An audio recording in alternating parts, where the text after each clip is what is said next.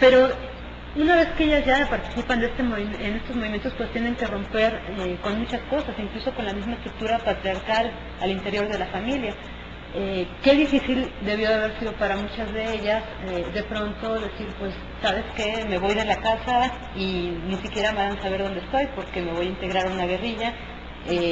Pueden pasar meses, pueden pasar muchas cosas sin que ustedes sepan de mí. Enfrentarse a los padres. Encontramos algunos casos donde los padres mismos pues también participaban de alguna forma en los movimientos, no radicalizados, pero sí en algunos movimientos sociales, habían sido representantes en el tiempo de los ferrocarrileros, por ejemplo, de los electricistas.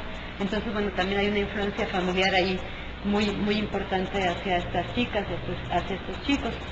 Sin embargo, pues el hecho de decidir tomar las armas, pues tampoco era muy bien visto dentro del esquema familiar, del ámbito familiar. ¿Qué cambia para ellas? Cambia la situación con sus parejas. Por ejemplo, comentábamos hace un momento que muchas de ellas pues estaban como destinadas tradicionalmente a casarse o a estudiar mientras se casaban y dedicarse al hogar. Muchas de sus parejas participan en la guerrilla o muchos también están dentro de movimientos políticos, pero muchas llegan un momento que tienen que decidir si se radicalizan o no, si toman la vía de la clandestinidad o no, y eso pues para muchas de las muchachas también representa un rompimiento. El hecho de postergar la maternidad es otra de las causas o de las consecuencias que traen consigo el integrarse en la guerrilla. Incluso aquellas que ya eran madres, hay algunos testimonios de algunas que eran madres para el momento en que ya estaban casadas o eran madres solteras para el momento en que se integran a la guerrilla, pues tienen que dejar encargados los hijos con la abuela, algún familiar, y dejarlos de ver mucho tiempo, incluso pensar que no los van a volver a ver nunca, si las cosas no salen de control o ellas son apresadas. Entonces, pues también las que caen en prisión están también con esta situación. ¿Cómo se vulneran los cuerpos, por ejemplo, ¿no? Con la tortura, con toda esta cuestión, pues sabemos cómo ha actuado por mucho tiempo el Estado mexicano, de que primero, bueno, castiga, después averigua y pues hay muchos casos documentados al respecto. Muchas mujeres eran inculpadas sin tener o haber llevado un proceso penal anteriormente. Muchas fueron torturadas, muchos fueron torturados para obtener ahí información sobre los movimientos y los focos guerrilleros, y pues lo que estaba en juego también era su sexualidad, vulnerada, como decíamos hace un momento, ¿no? ¿Qué forma de presionarlas, qué forma más fuerte, digamos, de poder hacer que ellas dijeran la verdad, ¿no? Confesaran lo que ellas estaban operando dentro de la guerrilla.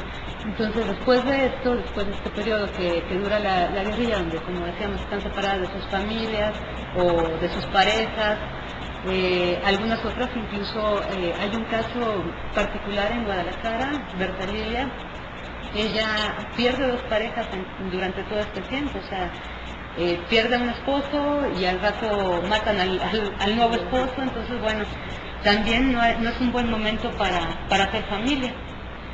Posteriormente termina el movimiento y ¿cómo quedan ellas frente a la sociedad? Marcadas. Para volver a encontrar un trabajo, algunas de ellas ya pasaron por la cárcel, entonces pues también están vulnerables en ese sentido.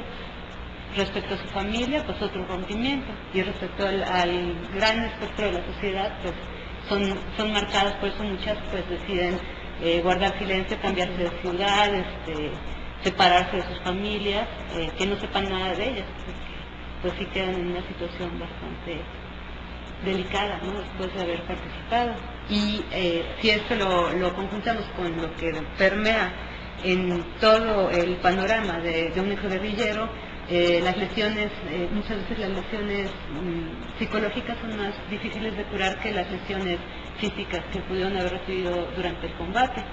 Entonces, bueno, apenas están viviendo ese proceso de poder hablar, también es una suerte de catarsis, el poder decir cómo se sintieron en ese momento, cómo ha sido sus vidas durante todos estos años y que esperan hacia el futuro. Muchas de ellas, las que tienen hijas, pues no les gusta ya que participen en movimientos, Ujú.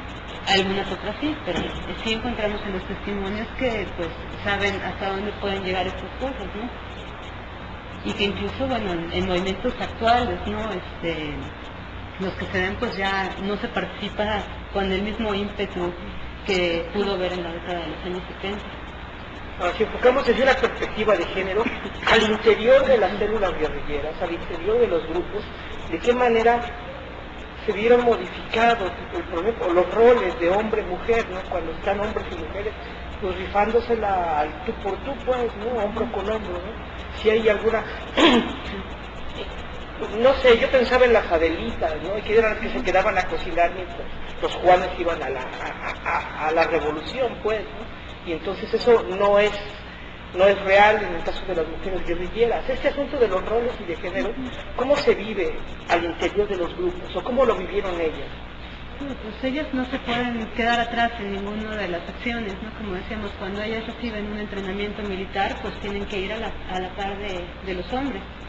En todo sentido, no es fácil porque también no es como muchas de ellas han dicho en sus testimonios que todos los recibió, así que todos lo recibieron muy bien, ¿no? Decían, bueno, ¿y por qué de pronto tengo que recibir órdenes de ellas?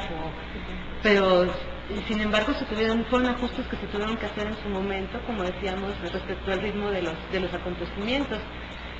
Esos cuestionamientos pues se hacen en la actualidad, los vemos por ejemplo, o los vimos a partir del 94 con el EZLN, ¿no? Que muchas de las acciones de las comandantas pues eran cuestionadas desde sus propios compañeros, decir, bueno, ¿y por qué voy a guardar silencio mientras que ellas hablan?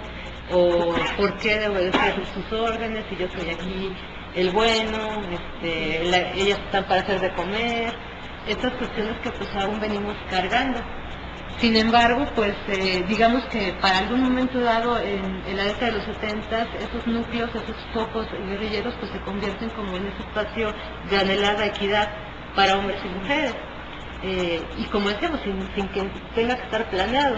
No era porque hubieran leído a Simone de Beauvoir o algunas de estas grandes autoras, ¿no? O porque tuvieran muy claro este planteamiento de Bourdieu, que la máquina simbólica que es la sociedad y cómo se distribuyen los roles entre mujeres y hombres, pues nunca hubo una reflexión al respecto, según nos comentan las guerrilleras, sino simplemente pues era cuestión de acomodar, habían desaparecido uno de los representantes, pues el que seguía y el que estaba más inmediato y el que estaba más capacitado era hombre o mujer, pues él tenía que asumir los cargos, llevar en sus manos las operaciones, etcétera. Las mismas necesidades que plantearon los grupos. Pero bueno, sí, pero supongo que a lo mejor, o no sé si había también una especie de rivalidad, a lo mejor.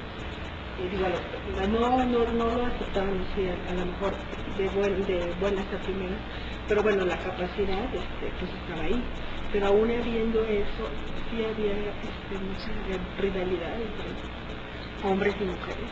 Seguramente, bueno, también como historiadores tenemos que tener mucho cuidado en cómo se manejan los discursos, porque tal vez muchos de estos discursos, pues desde los hombres nos digan, no, nosotros éramos muy buena mano con ellas y qué bueno, les dábamos chance, pues hay que tener también mucho cuidado con esto.